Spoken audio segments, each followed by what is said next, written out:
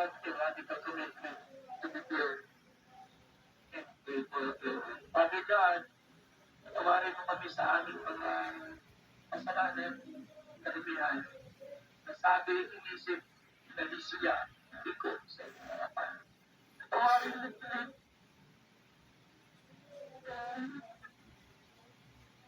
Inisip mo kami ng pagkakas. You believe in His grace and power that Jesus shared. Inisip mo kami. At muli, ilagay mo sa aming puso yung hunger for purity. Ilagay mo sa aming puso. At sa mga sumusubaybay, pakipatok yung kamay sa mga may sakit. To those people na kasama namin, those who are sick, those who are weary, yung mga nawala ang joy nila, i-restore mo ang kanilang joy as they serve you. Pinag-brush mo sila mentally, physically, and spiritually. Let your healing virtue flow to them. Let your healing presence, Father, flow as we end. In Jesus' name. God bless you, Lord. Magandang araw po sa inyo lahat.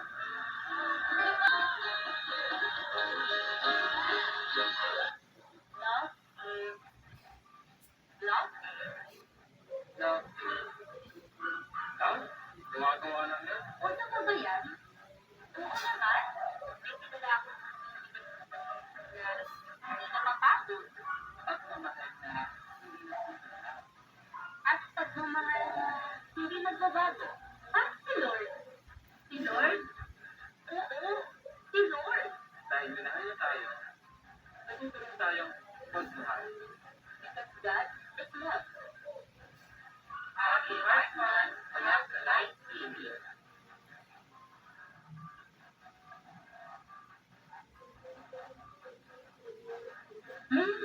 Sa Light TV.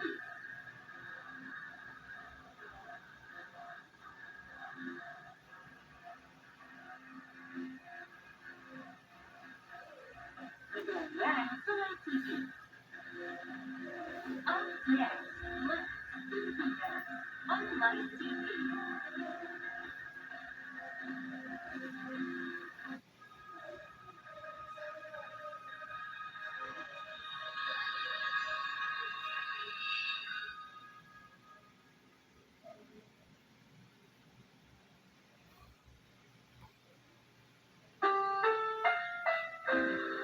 Ang susunod na programa ay rated PG.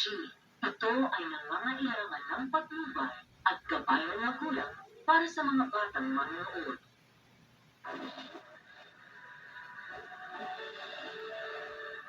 Sa 5,050, ang bilang ng mga natutulog sa nasa 150,000 ng mga iba. Pero nakasign ngayon sa kasalukuyan sa Internal Affairs Service, Northern Police District. Si S ang mga tapang na pulis na nag-share sa mga preso ng salita ng Diyos. Then, 1997, in-apply na ako sa National Capital Region Police Office. So, napasok ako ng PNP. Nakauniforme man siyang pangpulis, hindi ito naging hadlang upang mailatid ang mabuting balita sa mga kababayan natin nasa pilitan.